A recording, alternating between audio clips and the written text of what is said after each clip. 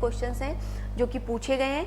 तो 5 क्वेश्चन हमने last session में डिस्कस किया था, तो 6 से हम इसको कंटिन्यू कर रहे हैं। तो देखिए, कंसिडर दी फॉलोइंग स्टेटमेंट। तो आपको पता है पॉलिटी का वेटेज सबसे ज़्यादा रहता है, तो सबसे ज़्यादा क्वेश्चन हमारे पॉलिटी से ही हैं। क्या है क्वेश्चन, देखिए ध्यान से पढ़ना है, और जो भी टेक्निक्स मैं आपको बता रही हूँ please apply all these technique, because आपको बहुत ज़्यादा हेल्प मिलेगा तो कैसे आपको प्रीलिम्स का पेपर अटेम्प्ट करना है ये भी आपको समझ में आएगा। तो देखिए क्या है इसमें, सबसे पहले तो हम लोग बहुत सारे लोग कंफ्यूज जाते हैं कि करेक्ट और इनकरेक्ट के चक्कर में ही क्वेश्चन गलत कर लेते हैं। तो यहाँ पे सबसे पहले पूछा है कि कौन सा स्टेटमेंट इसमें जो है वो करेक्ट है। तो क्या है देखिए, pursuant to the report of H.N. Sanyal committee the contempt of court act 1971 was passed। ठीक है। सेकेंड स्टेटमेंट है the constitution of India empowered the supreme Court and the high Court to punish for the contempt of themselves. Last है statement, second last है the constitution of India define civil contempt and criminal contempt. And last one is in India the Parliament is wasted with the power to make law and contempt of court. ठीक है। तो overall अगर हम देखें तो ये question हमारा पूछा गया है कंटेम्प्ट ऑफ कोर्ट के ऊपर। अगर आपने जुडिशरी वाला चैप्टर सही से पढ़ा है, हाई कोर्ट सुप्रीम कोर्ट पढ़ा है आपने लक्ष्मीकांत में, तो आप इस क्वेश्चन को अटेम्प्ट कर सकते हैं, एटलीस्ट ट्राई कर सकते हैं एलिमिनेट करने का ऑप्शन को, एंड ऑटोमेटिकली आप राइट आंसर पे पहुंच जाएंगे। तो देखिए second statement may be most of the student को फर्स्ट ऑप्शन नहीं पता होगा कि H.N. सन्याल कमेटी के टाइम पे ही ये आपका पास किया गया था। सेकेंड पे आते हैं, देखिए the constitution of India empowered the supreme Court and the high court. Supreme court को भी और हाई कोर्ट को भी ये पावर है to punish the contempt of themselves. ठीक है। थर्ड स्टेटमेंट भी आपने पढ़ा होगा कि कॉन्स्टिट्यूशन ऑफ इंडिया ने डिफाइन किया है सिविल कंटेम्प्ट और क्रिमिनल कंटेम्प्ट को या नहीं। अब इसी से आप इसको सॉल्व कर सकते हैं। तो आप ट्राई करिए एक बार, तब तक मैं आपको इसका एक्सप्लेनेशन एक्सप्लेन करती हूँ, then I will come back to the question. ठीक है। देखिए सबसे पहले समझिए कंटेम्प्ट ऑफ कोर्ट होता क्या है, जो इस क्वेश्चन में पूछा गया है क्या ये चीज। तो आपने अगर जुडिशरी पढ़ा है तो आपको पता होगा ये आपकी पावर होती है कोर्ट की to protect its own majesty and respect. ठीक है। उसके बाद देखिए ये जो पावर है ये आपकी रेगुलेटेड है but not registered in the contempt of court act 1971। This is very very important. अब देखिए third statement, contempt of court act 1971 was passed on the recommendation of the H.N. Sanyal committee, hence the statement 1 is correct. तो हमें यहाँ से ये पता चलता है कंटेम्प्ट ऑफ कोर्ट के एक्सप्लेनेशन से कि फर्स्ट ऑप्शन हमारा क्या है, करेक्ट है। अगले ऑप्शन पे आइए, देखिए the constitution of India empower the supreme Court and the high Court to punish for the contempt of themselves. ये लाइन आपकी अगर आपने कॉन्स्टिट्यूशन में लक्ष्मीकांत पढ़ी है तो वहां पर इस तरीके का बताया गया है। ठीक है। हाई कोर्ट है, आपने कोई भी बेसिक बुक पढ़ा है, डज नॉट मीन कि आपने लक्ष्मीकांत पढ़ी, आपने अपने क्लास नोट अपने मटेरियल कहीं पे भी पढ़ा है, तो ये स्टेटमेंट वहां पे आपने जरूर ध्यान से पढ़ा होगा। हाई कोर्ट है the power to punish contempt for the lower court under the respective jurisdiction. इसका मतलब क्या है, हमारा सेकेंड ऑप्शन हमारा क्या हो जाता है, करेक्ट हो जाता है। ठीक है। तो ये चीज थी जो हमें यहाँ पे सबसे ज्यादा ध्यान में रखनी थी। अब देखिए आगे, इसके अलावा आगे और डील करते हैं इस चीज को।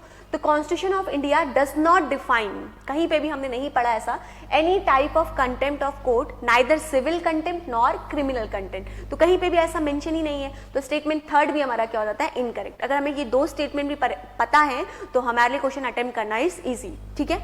आगे आइए, देखिए however article 129, now this article is important. ये क्या बोलता है, the constitution conferred on the supreme court to the power to punish the contempt of itself. Again the article number 215 ये आपका कन्फर्स करता है a corresponding power on the high court, similar power but in the state. ठीक है। The contempt of court act of 1971 define both the criminal and civil contempt. ठीक है। Contempt of court act 1971 आपका define करता है civil contempt को भी और क्रिमिनल कंटेम्प्ट को भी। ठीक है। Civil contempt refer to the wilful disobedience to any judgement of the court. तो सिविल कंटेम्प्ट जो है हमारा वो रिफर करता है एक wilful disobedience to the any judgement of the court. ठीक है। चलिए अब आगे मूव करते हैं। तो देखिए इसके अगेंस्ट अगर हम क्रिमिनल कंटेम्प्ट की बात करें, can be invoke in if an act train to scandalize or lower the authority of the court. उसके बाद अगर इंटरफेयर कर रहा है with due to the course of any judicial proceeding, obstruct the administration of justice. ठीक है। इन cases में आपका होता है। अगर हम इंडिया में बात करें, इट इज द पार्लियामेंट, कौन है जिसके पास ये सब है, parliament, that has the power to legislation over the contempt of court. It means की fourth statement is also correct. तो इंडिया में ऐसी कौन सी बॉडी है, आपको पता है इंडिया का एक पिलर, हमारी कॉन्स्टिट्यूशन का एक पिलर, दैट इज पार्लियामेंट। ठीक है, अब देखते हैं, चलिए अब एक बार क्वेश्चन में आते हैं और देखते हैं कि कैसे हम इस क्वेश्चन को सॉल्व कर सकते थे। नाउ हमने, आप इसमें से किस किस ऑप्शन को एलिमिनेट कर सकते थे, थर्ड वन को। हमने ऐसा तो कहीं नहीं पढ़ा, कॉन्स्टिट्यूशन में डिफाइन किया गया है सिविल और क्रिमिनल कंटेम्प्ट को, थर्ड को एलिमिनेट करते हैं। Now it will be easy for us कि हमने दो ऑप्शंस को क्या कर दिए, एलिमिनेट कर दिए। तो मैंने आपको बहुत सारे सेशन में बताया है कि जो एलिमिनेशन ट्रिक है ये आपको हेल्प करेंगे, at least you can reach to the 50-50। ठीक है, तो वही चीज यहाँ पे हो रहा है। तो अब देखिए फर्स्ट और सेकंड करेक्ट है, फर्स्ट सेकंड और फोर्थ करेक्ट है। तो देखिए अब यहाँ पर अभी हमने डिस्कस किया, फर्स्ट हमारा करेक्ट स्टेटमेंट है। अगर आपको फर्स्ट नहीं भी पता कि ये करेक्ट है या नहीं करेक्ट है, तो आप देखिए यहाँ पे दोनों स्टेटमेंट में आपको क्या देखने को मिल रहा है, फर्स्ट देखने को मिल रहा है। इट मीन्स कि फर्स्ट तो ऑटोमेटिकली करेक्ट है, किसी को पता है नहीं पता है, फर्स्ट हमारा करेक्ट हो गया है। ठीक है, अब यहाँ पर सेकंड भी आप देखिए ऑटोमेटिकली बोल रहा है कि ये तो करेक्ट है ही है। अब आपको बस देखना है कि फोर्थ करेक्ट है या नहीं है, यहाँ पर है पूरा का पूरा गेम फोर्थ स्टेटमेंट पे। ठीक है, तो देखिए कितना इजी हो गया ये क्वेश्चन आपके लिए। अदरवाइज हम क्या करते हैं, हम फर्स्ट स्टेटमेंट को पढ़कर ही हेडेक ले लेते हैं, अरे ये कौन सी कमेटी थी जिसने ये रिकमेंड किया था। डज नॉट रिक्वायर्ड, आप आगे मूव करिए, आगे क्वेश्चंस को पढ़िए, एलिमिनेट करिए, एट द एंड आप आंसर पे आ जाएंगे। यही आपको प्रीवियस ईयर क्वेश्चन में प्रैक्टिस करना है। उस एलिमिनेशन का जो तरीका है उसको आप, टाइम जो इतना ज्यादा हम लेते हैं उसको हम कम करना है। कैसे होगा वो, प्रैक्टिस से। ठीक है, तो अब फोर्थ स्टेटमेंट हमने देखा कि yes this one is also correct. तो आपको अगर पता होता कि कोर्ट के, जुडिशरी के रिकॉर्डिंग जितनी भी पावर्स है मेनली आपके पार्लियामेंट के पास है, उसके बाद वेस्ट है, अगर आप वो लॉजिक भी यूज करते तो आप इसको आंसर कर सकते थे। तो B is the correct answer. तो हमने एक क्वेश्चन को सीखा कैसे अटेम्प्ट करना है। अब देखते हैं नेक्स्ट क्वेश्चन पे। ये क्वेश्चन आपका 7th नंबर का क्वेश्चन है। क्या है देखिए, अगेन फर्स्ट जल्दी से गोला कर दीजिए, करिए करेक्ट है इनकरेक्ट है। अब देखिए ऑप्शंस क्या है, government law officer and legal firm are recognise as advocate but corporate lawyer and patent authority are excluded from the recognition as the advocate। ये बार काउंसिल वाला जो हमने डिस्कस किया था उसमें भी हमने डिस्कस किया था। देखिए अगला ऑप्शन वही है। अभी मैंने 4-5 दिन पहले आपके साथ एक सेशन में डिस्कस किया था ना, बार काउंसिल के रिगार्डिंग न्यूज में आई थी कि फॉरेन अथॉरिटी भी इंडिया में अपना वो प्रैक्टिस कर सकते हैं। तो देखिए bar council have the power to lay down the rule relating to the legal education and recognition of law colleges. This statement has been discussed with you अभी कुछ दिन पहले ही। तो देखिए अब ऑप्शंस हैं 1 only, 2 only, both and neither, 1 and 2। ठीक है, तो आपको इसको ट्राई करिए, मैं आऊंगी फिर आपको समझाऊंगी। पहले हम इसका एक्सप्लेनेशन देख लेते हैं कि क्या है ये। Under the section 1H of the advocate act 1961, the bar council of India is entitled to promote the legal education and set standard for both consultation with university that offer, hence the statement 2 is correct। ये same line मैंने आपके साथ अभी कुछ दिन पहले ही discuss करी थी करंट अफेयर में। तो अगर आपने वो सेशन अटेम्प्ट किया होता तो आप डायरेक्टली इसको आंसर कर सकते थे कि yes second one is the correct. ठीक है, तो सेकंड अगर हमारा करेक्ट हो जाता है तो नाइदर, एक ऑप्शन तो एलिमिनेट हो गया नाइदर वाला। अब 1 ओनली भी इनकरेक्ट हो गया। अब देखते हैं आगे और डिस्कस करते हैं। अब देखिए पेटेंट अथॉरिटी जो वहां पे बात करी गई है, पेटेंट अटॉर्नी क्या होता है, a person who have a law degree and qualified to deal with the patent dispute. ठीक है, patent attorney is someone who has a law degree and has registered with the state bar council as an advocate who can handle the patent litigations। This is very important statement। देखिए it's crucial to understand that a patent attorney does not have a science, technology और engineering degree। patent law, patent से related आपकी किसकी degree होनी चाहिए, आपके पास law की। ठीक है, if a law graduate want to work in a corporate setting, he must give his Senate। As a result, law graduate who work in the corporate settings are ineligible to appear in the court। समझ में आ रहा है? As a result, corporate lawyer are not considered as an advocate। Statement 1 is incorrect। समझ में आया क्यों ऐसा है, क्या रीजंस हैं? तो आपने यहाँ पे इसका एक्सप्लेनेशन समझा। अब देखिए इसके अलावा कुछ और चीजें समझते हैं। Law officer, the law officer of government are as follow. कौन कौन से हैं लॉ ऑफिसर ऑफ गवर्नमेंट के? Advocate general, 1 or more advocate general, senior standing counsel in the Supreme Court, advocate on record Supreme Court, government advocate, ये अलग अलग हैं आपके standing council for the Rajasthan civil appellate tribunal. अब देखिए इसके according यहाँ पे law officer and the law affairs department कौन कौन से हैं, दिस इज इंपॉर्टेंट, हमने स्टैटिक सेक्शन में पढ़ा है। एडवोकेट, एडवोकेट क्या होता है, एक क्वालिफाइड प्रोफेशन होता है who depend on the nature of cases, represent the client in the court, law pleading for compensation और रिलीज। हम लोग टीवी मूवी सीरियल्स में देखते रहते हैं ना, एडवोकेट का क्या काम होता है वही यहाँ पे बताया गया है। नेक्स्ट है आपका अटॉर्नी जनरल ऑफ इंडिया। तो अटॉर्नी जनरल ऑफ इंडिया क्या होता है, इज द कंट्री का हाईएस्ट लॉ ऑफिसर होता है, as well as the government chief legal advisor, government का एक चीफ लीगल एडवाइजर भी होता है। इसके नीचे आता है आपका सॉलिसिटर जनरल ऑफ इंडिया। तो सॉलिसिटर जनरल ऑफ इंडिया जो है वो सबऑर्डिनेट होता है किसका, अटॉर्नी जनरल ऑफ इंडिया का। They are the country's second law officer, first के बाद सेकेंड लॉ ऑफिसर आपका होता है solicitor general of India, assisting the attorney general and assisted by the additional solicitor general for India। ठीक है, तो ये चीज ध्यान में रखनी है, अटॉर्नी जनरल के नीचे आएगा आपका solicitor general of India. This is important जो हमने यहाँ पे डिस्कस किया। अब देखिए तो उससे हमारा क्या करेक्ट आंसर बनता है, second only is the correct. ठीक है, अब मैं आपको इसमें एक थोड़ा सा तरीका भी बताना चाहती हूँ सो दैट आप इसको क्वेश्चंस में, मोस्ट ऑफ द क्वेश्चंस में प्लीज ट्राई करेंगे अप्लाई करने का। जब भी आपके पास इस तरीके के स्टेटमेंट देना, one only, two only, both and neither and one, इसमें मोस्टली आपका टू ओनली ही करेक्ट होता है। आप इस पर फोकस किया करिए, आप देखिए प्रीवियस ईयर के क्वेश्चंस को सॉल्व करके, तो आपको देखने को मिलेगा कि two only is the correct answer. ठीक है, बाकी मैंने आपको एक्सप्लेनेशन भी समझा दिया एंड करंट अफेयर में भी हमने इसको डिस्कस किया है। अब मूव करते हैं नेक्स्ट क्वेश्चन पे। नेक्स्ट क्वेश्चन हमारा है, देखिए किससे रिलेटेड है, ये topic is very very important, जहाँ पे ये बिल, कॉन्स्टिट्यूशन अमेंडमेंट बिल आता है, या आप अच्छे से इसको स्टैटिक्स में कर लेना। कंसिडर द फॉलोइंग स्टेटमेंट, देखिए क्या है, अ bill amending the constitution require a prior recommendation of the president of India. अगर हम एक बिल जो है वो अमेंड कर रहे हैं कॉन्स्टिट्यूशन का, तो उसको रिक्वायर होता है prior knowledge of the president, prior recommendation of the president of India. Next है, when a constitution amendment bill is presented to the president of India, it is obligatory for the president of India to give his or her assent. ठीक है, last है, a constitution amendment bill must be pass by the both the Lok Sabha and the Rajya Sabha by a special majority and there is a no provision for joint sitting.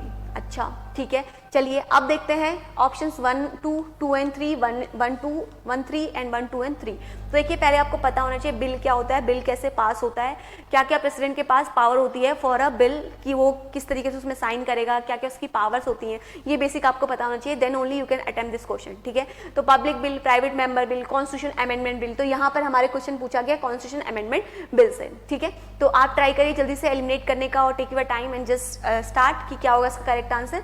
मैं आपके साथ इसका explanation पहले discuss करती हूँ। तो देखिए, the mechanism for amending the constitution outline in the article number 368, this is very very important, एक लक्ष्मीकांत में पूरा चैप्टर ही दिया गया है इसके रिगार्डिंग आर्टिकल 368।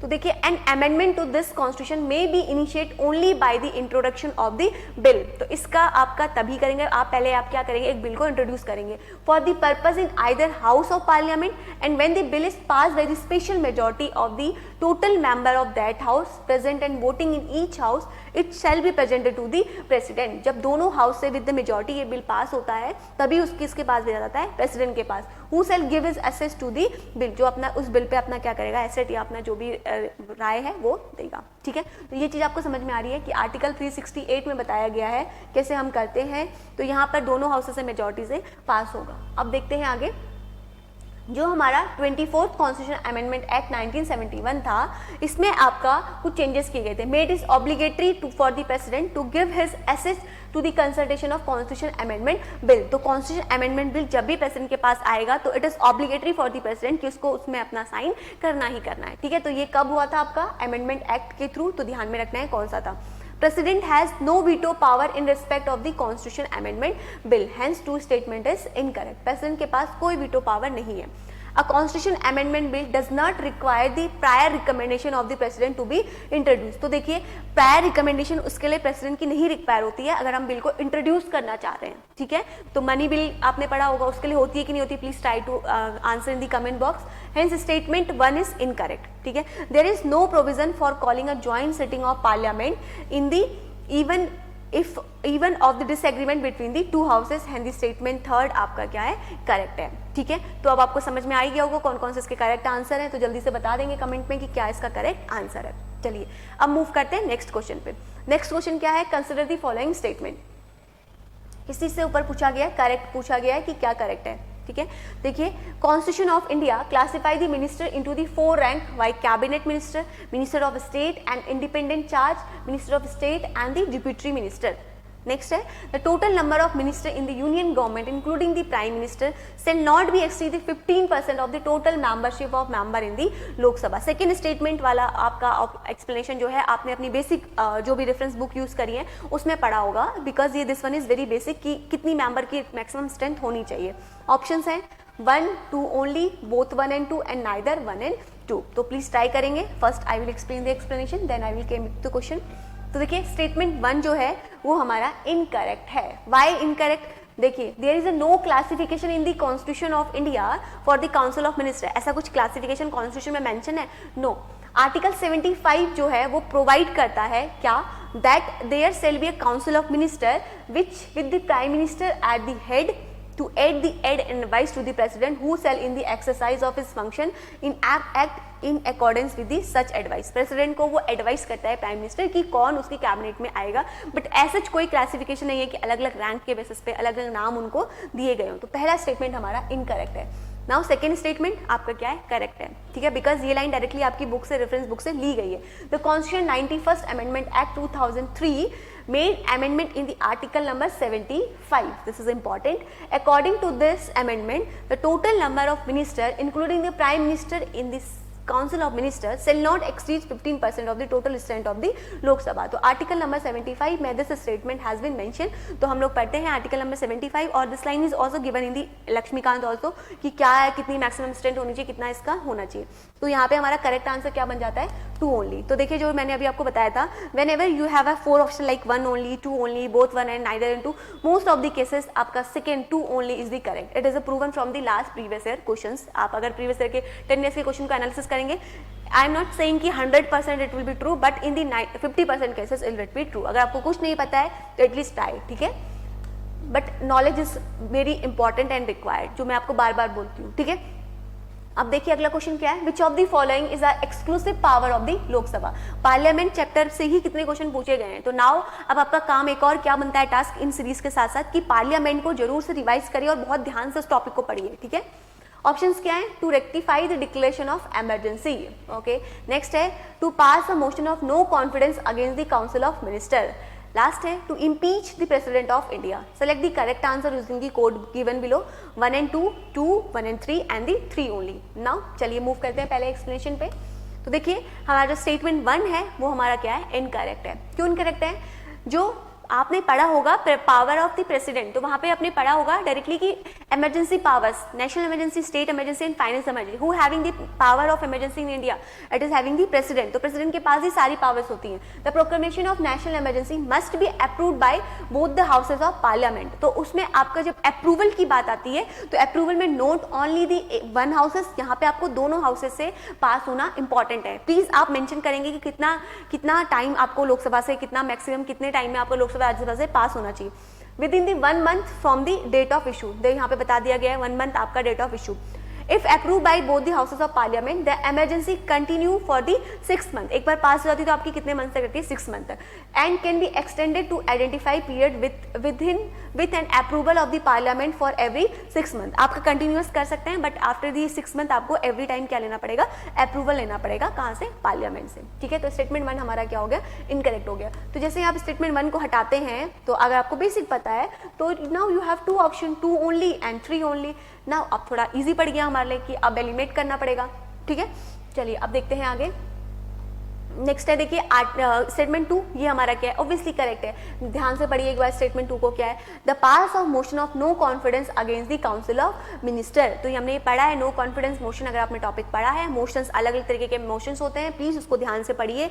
तो वहां पे आपका सेकंड ऑप्शन हमारा क्या है, करेक्ट है। तो सेकंड ऑप्शन हमारा डायरेक्टली करेक्ट हो गया। अगर आपको नहीं पता, चलिए थर्ड पे आ जाते हैं, ठीक है। आपको नहीं पता सेकंड ऑप्शन करेक्ट है नहीं, थर्ड पे आ जाते हैं। चलिए तो देखिए यहाँ पे आर्टिकल नंबर 75 का sub clause 3 provide clearly that the council of ministers shall be collectively responsible to the house of that people, so only Lok Sabha can pass a no confidence motion against the council of minister, ठीक है। चलिए अब आते हैं आगे। Statement 3 हमारा क्या है, इनकरेक्ट है। क्यों? As per the article 61 When a president is impeached for the violation of constitution, the changes can be initiated by the either the House of Parliament. The impeachment resolution need to be passed by the majority of the 2/3 of total membership of each house. आप खुद सोचिए, thus it is not exclusive power of लोक सभा. आप खुद सोचिए, आपको common sense से, ठीक है, आई एम नॉट सेइंग कि हम आपको बहुत ज़्यादा डीप नॉलेज की रिक्वायरमेंट है. आप आइए सीधे थर्ड स्टेटमेंट पे, ठीक है. यहाँ पे एक्सक्लूसिव पावर ऑफ लोकसभा पूछा है. Lok Sabha is already a lower house, तो बोल रहा है कि अगर हमें इम्पीचमेंट करना है प्रेसिडेंट को तो सिर्फ लोकसभा के पास से एक्सक्लूसिव पावर है. तो आपको इतना तो बेसिक पता होगा कि Lok Sabha is not only the body, यहाँ पे हमारी राज्यसभा अपर हाउस भी है. तो दोनों हाउसेस का एग्रीमेंट होना इज इंपॉर्टेंट. लेकिन इवन हम क्लास के मॉनिटर को भी हटाते हैं तो we have discuss with the student और टीचर, दोनों से हम लोग डिस्कस करते हैं. ऐसा नहीं है कि सिर्फ स्टूडेंट ही हटा देते हैं. तो वैसे ही यहाँ पे समझिए, लोकसभा हमारे स्टूडेंट्स हैं, राज्यसभा हमारे अपर हाउसेज हैं. तो दोनों का रिक्वायरमेंट होना, दोनों का एग्रीमेंट होना इज इंपॉर्टेंट, ठीक है. तो आप थर्ड तो स्टेटमेंट आप हटा सकते थे इजीली, है ना. तो आपको यहाँ से भी पता चलता था कि वन के साथ भी थर्ड था, तो यहाँ से भी आपको समझ सकते हैं कि थर्ड वाला हमारा इनकरेक्ट होगा. नहीं चलिए यहाँ नहीं समझ सकते बिकॉज ऊपर भी 2 है, तो आप यहाँ पे से इसको एलिमिनेट कर सकते थे थर्ड को, ठीक है. तो आप जैसे थर्ड को एलिमिनेट करते तो आपको पता चल जाता कि करेक्ट आंसर आपका एक ही बचता, जो है आपका 2 ओनली. तो अगर आपको नहीं भी पता नो कॉन्फिडेंस मोशन क्या है, still you can answer this question, ठीक है. तो आज के सेशन में अगेन हमने we have again discuss the 5 और इंपॉर्टेंट मोर क्वेश्चंस. तो अब नेक्स्ट सेशन में हम इस पॉलिटी के सारे डिस्कशन को कंप्लीट कर लेंगे. एंड प्लीज जो भी सेशंस मैं आपके साथ ले रही हूँ, जो भी मैं आपको समझा रही हूँ, आप इनको एक बार अप्लाई करिए in the previous year questions, ठीक है. एंड अगर आपको इसकी पीपीटी डाउनलोड करनी है तो you can download from the Telegram channel. तो लिंक आपको डिस्क्रिप्शन में मिल जाएगा, आप वहाँ से इसके टेलीग्राम चैनल से आप इसको डाउनलोड कर सकते हैं. And if you have any doubt any problem you can mention in the comment box. तो मिलते हैं नेक्स्ट सेशन में. Thank you.